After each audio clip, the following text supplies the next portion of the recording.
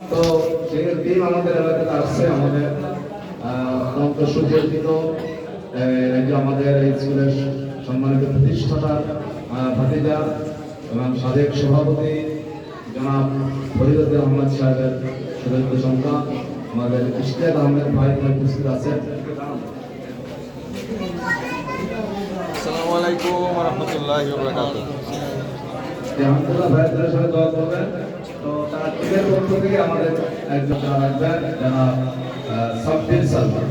এ পর্যায়ে আমাদের সঙ্গে সংক্ষিপ্ত কথা বলবেন জনাব সাব্বির সালমান।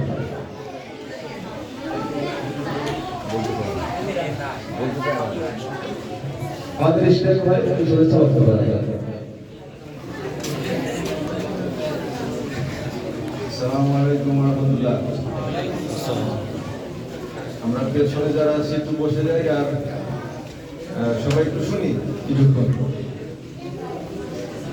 এখানে তো অনেক উপস্থিতি আছে, অনেক আমাদের থেকে অনেক মুরব্বী আছে, আবার কিছু ইয়াং জেনারেশন অনেক দেখতে পাচ্ছি পিছনে। এখানে সবাইকে দেখে আমরা অনেক আনন্দিত। এরকম একটা উদ্যোগ আমাদের ঢাকা শহরেও আমরা অনেক কম দেখি। এই যে একটা উদ্যোগ সিনেমা, এখানে কম্পিটিশন হয়েছে, এখানে আমাদের ছোট ছোট সোনামণিরা আর এটাতে অংশগ্রহণ করেছে।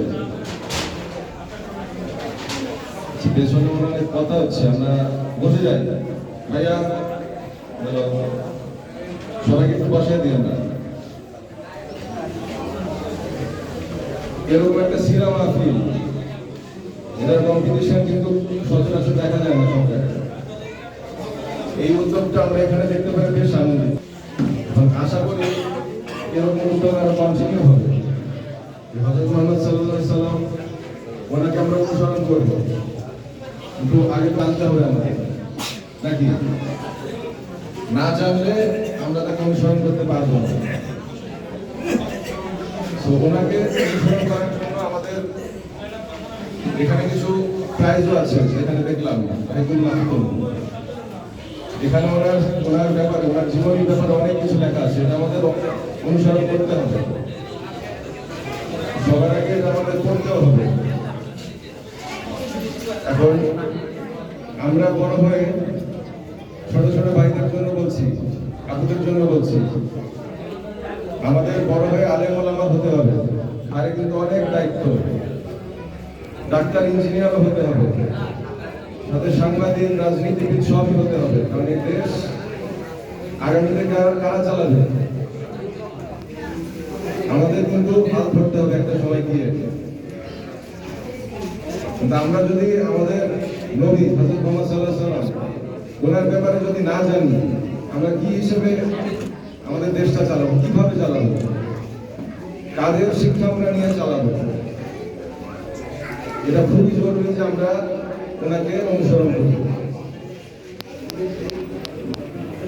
আরেকটা বিষয় হচ্ছে, এটা আমাদের হাদিসে এসেছে যে কোরআন আর সুন্নাহ, এটা যদি আমরা ধরে রাখি, আঁকড়ে ধরে রাখি, তাহলে আমরা পথ হারাবো না। এখন কিন্তু অনেক ধরনের মতবাদ, দেশীয় বিদেশি, ইভেন আমাদের ধর্মের মধ্যে অনেক ধরনের মতবাদ ঢুকে যাচ্ছে। আমাদের ঠিকটা জানতে হবে, কোরআন সুন্নাহ অনুযায়ী আমাদের চলতে হবে।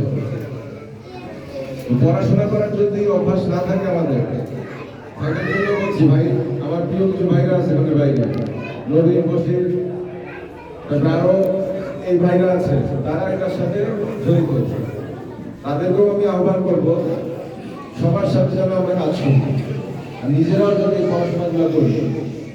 তাছাড়া আমাদের দেশ কিন্তু ভবিষ্যৎ অন্ধকার। এখান থেকে তোমরা অনেক জায়গায় যাবা, দেশে বিদেশে হোক, অনেক বড় বড় জায়গায় যাবা। এই পড়াশোনাগুলো আমাদের না থাকলে আমরা হারাই যাব।